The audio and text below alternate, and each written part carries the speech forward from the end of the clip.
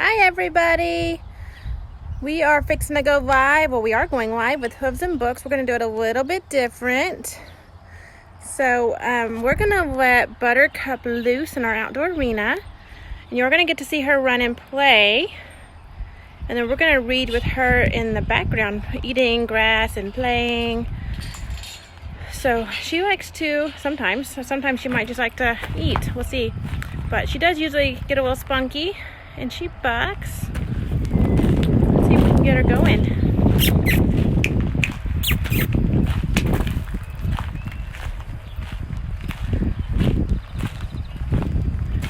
She does like food. She gets a little fresh in the morning. And so this morning, we usually exercise her before we do anything. And this morning we didn't.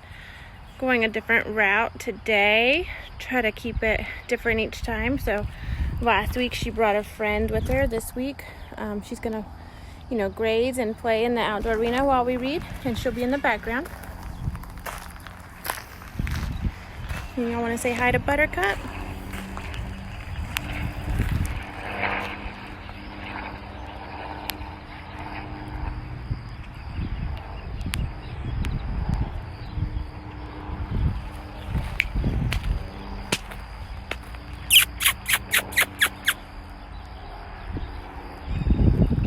Okay, well, Karina is getting ready. We're fixing to read.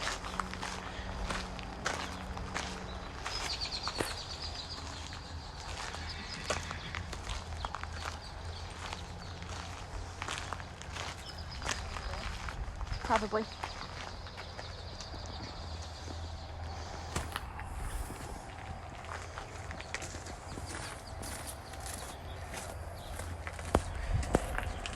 I'm gonna sit on the fence.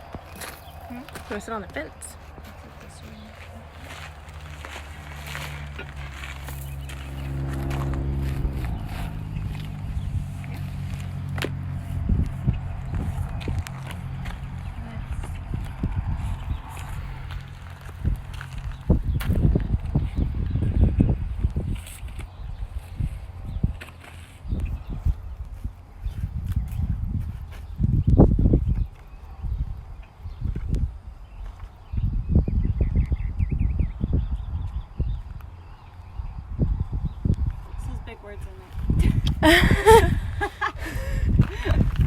Alright, so our first book today is called B for Buckaroo, a Cowboy Alphabet.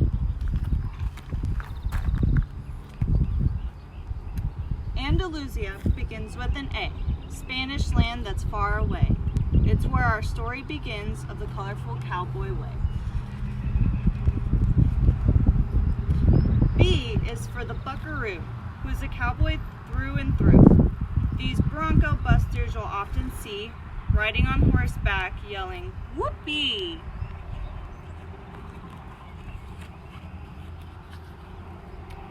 Chuck wagon starts with the letter C. It's the place where cowboys like to be, to enjoy tasty victuals and a cup of coffee and tell tall tales out on the prairie. D is for the dally the drovers like to make. When they need a little doggy, they put on the brake. E is for the endless plain stretching as far as the eye can see. For cowboys and cattle it was home, the land that gave them room to roam. F is for the frying pan, a ranch with a funny name. It's where the barbed wire fence began and Joseph Glidden earned his fame.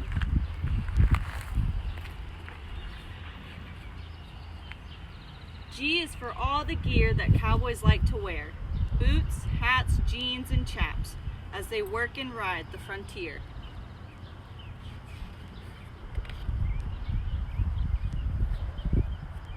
Have you ever heard of the Stetson, the 10-gallon, or the boss of the plains? Hats are our letter H, keeping off the sun, rain, and snow. With a tall crown and a wide brim, they sure do like a show. Oh, do they sure do make a show? Iron starts with the letter I, white hot from the fire. An iron horseshoe, an iron brand, the blacksmith forges by hand. Jingle Bob begins with the letter J. It's the little bell on a spur, jingling, jangling all day, especially when cowboys dance and play. King Ranch begins with the letter K. It's where American ranching began. To learn about the cowboy way, visit this spread if you can. Now let's lasso some L words. L is for lariat or lasso, a loop of rope coiled just so. Swing it wide or swing it low, hook those longhorns and yell, whoa.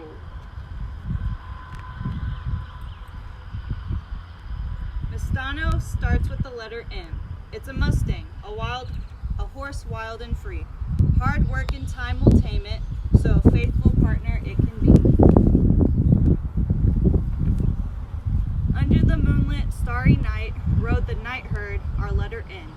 Cowboys keeping watch over the cattle would sometimes nod off in the saddle. Annie Oakley is the letter O, the star of Buffalo Bill's Wild West show. Little Sure Shot was her nickname, her sharp shooting brought her fame. Pecos Bill starts with the letter P. The original cowboy legend was he. He rode a cyclone without a saddle and sang songs to quiet the cattle. Q is for the quarter horse that a cowboy loves to ride. Old Sorrel was the first of the breed with a fast and sturdy stride. Riding the bulls or roping calves, let's round up an R for rodeo. Cowboy clowns and bucking broncos put on a rip-snorting show. S stands for saddle with a horn, cinch, and cantle. It's thrown on a horse for a cowboy, of course. T is for the many trails used to herd cattle to the rails. With names like Goodnight and Santa Fe, they remain a legend to this day. Union Pacific is the train that starts with the letter U. Listen for the lonely whistles as it crosses the plains. Choo-choo! Vaquero starts with the letter V. A Spanish cowboy was he. Knowing how to rope and ride, he was the first of the cowboy pride.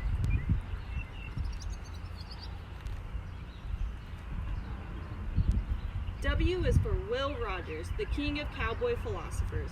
He did fancy tricks with his lassos to thrill kids at the Wild West shows.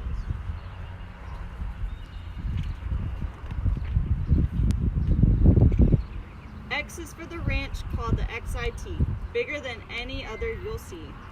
It's also a famous brand known for miles across the land. Yodeling starts with the letter Y, cowboys crooning way up high.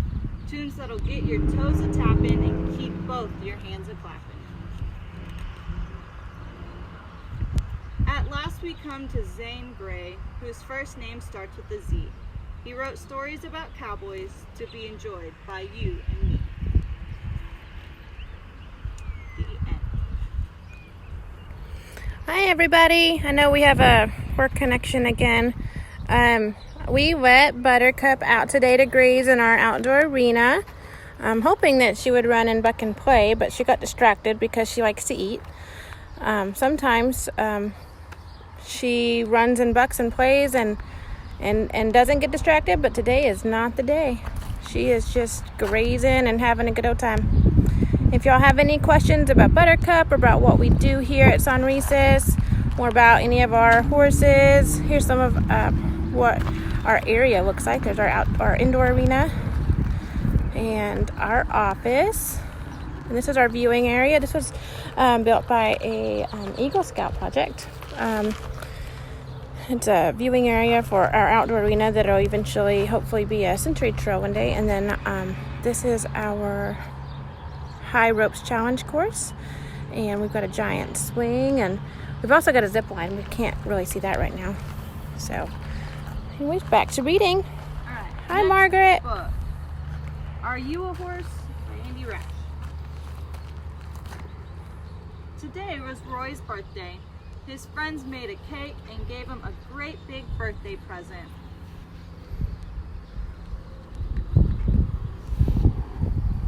What's this thing? Roy asked his friends.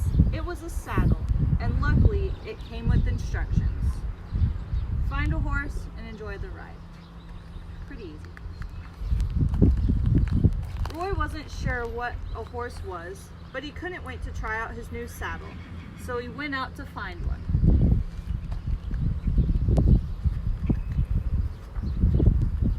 The first thing Roy came to was squeaky and rusty. "Are you a horse?" he asked. "No, I'm an old wagon," said the wagon. "A horse is a living thing." Next, Roy came to a tall, prickly thing. "Are you a horse?" he asked. "I bristle at the thought. I'm a cactus," said the cactus. "A horse is an animal." After that, Roy saw a wiggly, hissing thing. "Are you a horse?" he asked. "A horse has legs. I am a snake," said the snake.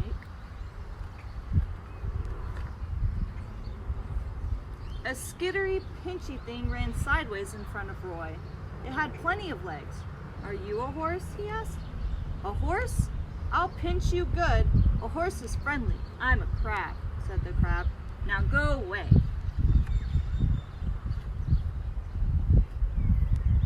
Roy saw a climbing, bug-eyed thing smiling at him. "Are you a horse?" he asked. "I can be green or brown or purple," it said. "But can you be a horse?" Roy asked. "No, but a horse can't change colors like me.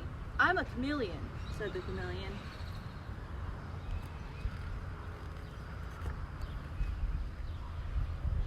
Roy came to a tree with a feathered, hooting thing on a branch. It didn't turn green or brown or purple. "Are you a horse?" he asked. "Who? Me? Indeed not. A horse doesn't lay eggs. I am an owl," said the owl.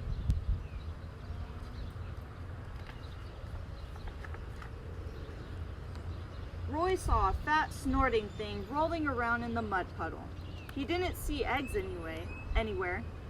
"Are you a horse?" he asked. "Oink, not me. A horse is clean. I am a muddy, muddy pig," said the pig.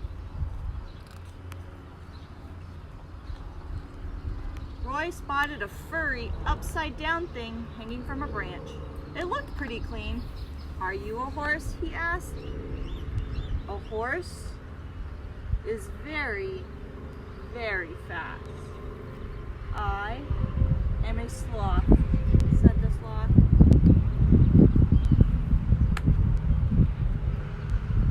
Next, Roy saw a romping, growling thing. It was very fast. "Are you a horse?" he asked.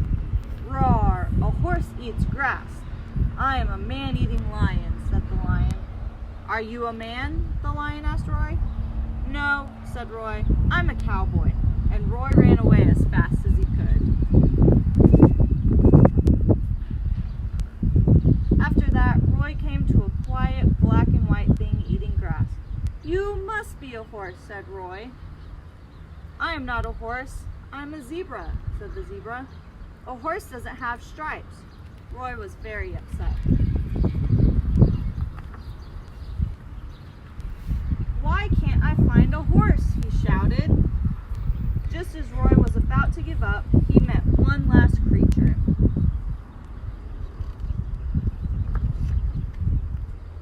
It seemed like a lively animal. It had legs and was friendly. It didn't change color or lay eggs. It was clean and fast. It loved eating grass. And it didn't have stripes. Roy was overjoyed.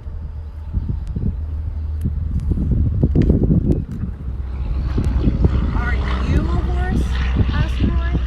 "Of course," said the horse. "Well, I have a saddle," said Roy. "Would you like to go for a ride?" "Yes," said the horse. Oh no. And so they did. It's fun. I like that book. I don't know if You didn't expect that, did you? I don't think that's how we ride here at San Reese's. I hope not. How are y'all doing? Lori, you can tell him he can come pet Buttercup whenever the COVID is over. Right now we're not letting people come out, but we hope that everybody is staying safe, staying healthy, And we have our mask on here. She's not reading with one here, but we do have our mask on here. We hope that y'all are staying away from people and staying home, and that y'all are enjoying us reading books every week. We have some other videos that are coming. We did 2 training videos last week, and we hope to get those posted soon. We're just editing those, and so we'll get those and teaching y'all about grooming and about saddling a Western saddle. And there'll be some other informational videos coming out in the future. Until then, we will keep reading books. Okay. Maybe the last one. I don't know. There's a lot of words in this one. What a words. There's more words. It probably is the last one. It's 10:18. All right. My Perfect Pony. Oh, that's a lot of words. It is a lot of words. It was summertime on Merry Mead Farm, and all the ponies were dozing in the meadow. They all looked happy, but one little pony looked particularly pleased with the world. His name was Pepper. He was happy because he was the luckiest pony on the whole of Merry Mead Farm. He wasn't the most handsome, the smartest, or even the fastest pony, but Pepper didn't mind one bit. He knew he was the luckiest pony on the farm because Lucy, the sweetest, kindest, most loving girl that a pony could ever wish to meet, owned him. Lucy adored Pepper. She thought he was perfect in every way. She gave him a juicy carrot every time she saw him, and she spent hours and hours grooming his unruly mane. Lucy was never mad or mean, and always took Pepper for the nicest of rides. She ignored the other children and their ponies when they laughed at Pepper for knocking down the odd jump or for going slower than everyone else. "They're just jealous," she'd whisper, "because you're the best pony in the whole farm." And most of the time, Pepper managed to believe her. After all, Lucy was always right. One summer evening, Lucy rushed out to the meadow with a piece of paper in her hands. "Look," she cried, "there's going to be a gymkhana tomorrow, right here on Merry Mead Farm. There are going to be games and jumping and even a showing class. I can't wait. I know that we're going to win lots of lovely rosettes." As Lucy rushed off to spread the news, Pepper flicked his ears anxiously. He wasn't sure that he liked the sound of a gymkhana.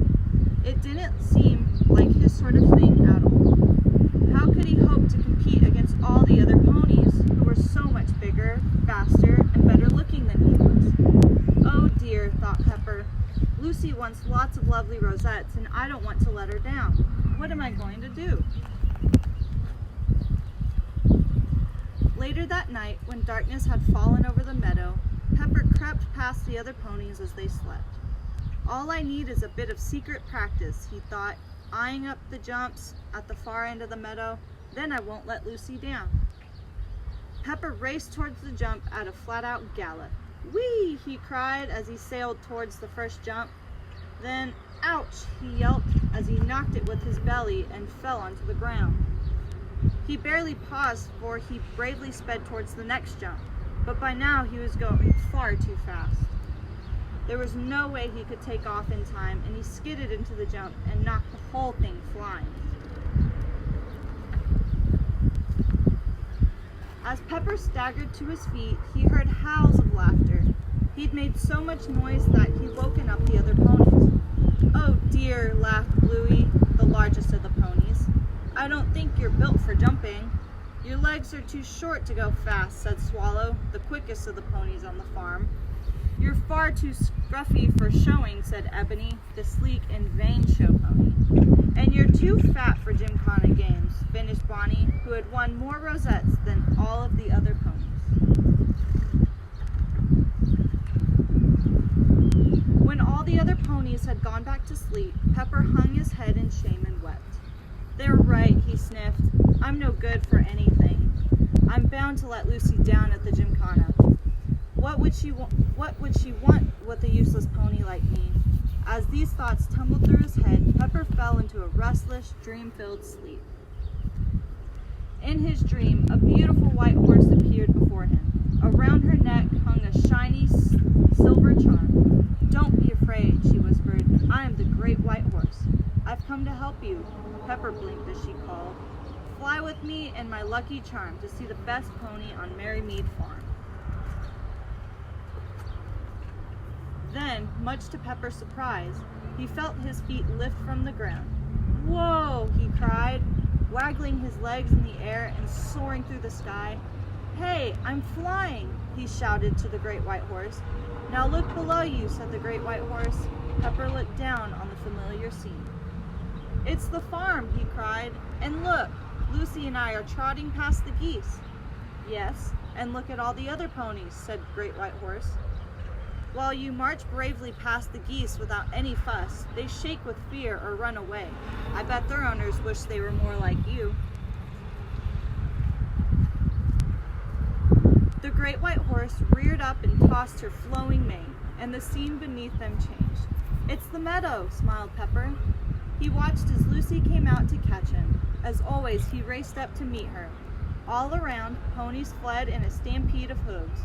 None of them wanted to be caught by their owners. Next, Pepper watched as the children got their ponies ready for a ride. He couldn't help smiling as he watched himself and Lucy rubbing noses. That was one of their favorite games. Behind him, Pepper could see Bluey putting back his ears and waving his back leg at his little boy. "Oh, that's not nice," gasped Pepper. "Exactly," said the Great White Horse. "It doesn't matter what happens tomorrow. You are brave, loyal, and kind. You are the perfect pony for Lucy. Just be yourself tomorrow and everything will be all right." The following morning, Pepper woke up feeling much better, and after Lucy had braided his mane and tail, groomed him until his coat gleamed, and painted his hooves a lovely black color, he felt almost confident. He knew he looked his best, but then so did all the other ponies. The first class was the jumping. As Pepper entered the ring, he remembered his failed attempts the night before, but then he remembered the words of the Great White Horse. Just be yourself and everything will be all right. Pepper eyed the jumps, then set off at a steady trot. Slowly but surely, he sailed clear over each jump. Nearly there, he thought, as he launched himself at the last jump, but just as he thought he'd made a clear round, his back hoof tapped the pole and it rattled to the ground. Poor old Pepper couldn't believe his bad luck, but Lucy was delighted, particularly when she was given a green rosette for coming forth. In the egg and spoon race, Pepper trotted so steadily that Lucy didn't drop her egg once. Unlike many of the other owners whose eggs were flipped this way and that, they didn't win or even come second, but Lucy was delighted when they were given a yellow rosette for coming third. And they did even better in the pole bending race, even though Pepper's round belly made it rather difficult to bend quickly around the poles. "Well done," said the judge, as she awarded Pepper a beautiful blue rosette for coming second. The final event of the day was the showing class. All of the other ponies are much smarter than me, thought Pepper, but as he trotted round, he remembered the words of the Great White Horse. "Fly with me and my lucky charm to see the best pony on Merrymead Farm." He was so busy enjoying himself that it took a few seconds to realize that the judge was calling to him and Lucy. "And the winners are Pepper and Lucy," said the judge said again, as he pinned a red rosette to Pepper's bridle. Then he hung something shiny around Lucy's neck. "It was with great pleasure that I award you the Lucky Charm Award for Best Pony in Show," he said as he smiled at Lucy. Pepper looked at the charm and gasped. It was the same as the one the Great White Horse had worn. Perhaps it hadn't been a dream after all. "Thank you, Great White Horse," he whispered.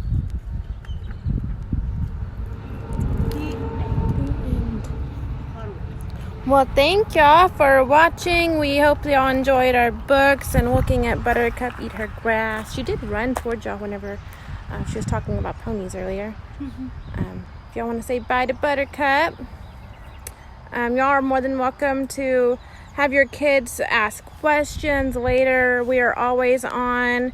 They can put in book requests. They can pretty much ask anything, and we'll do our best to answer them. We'll visit with them, whatever y'all would like us to do.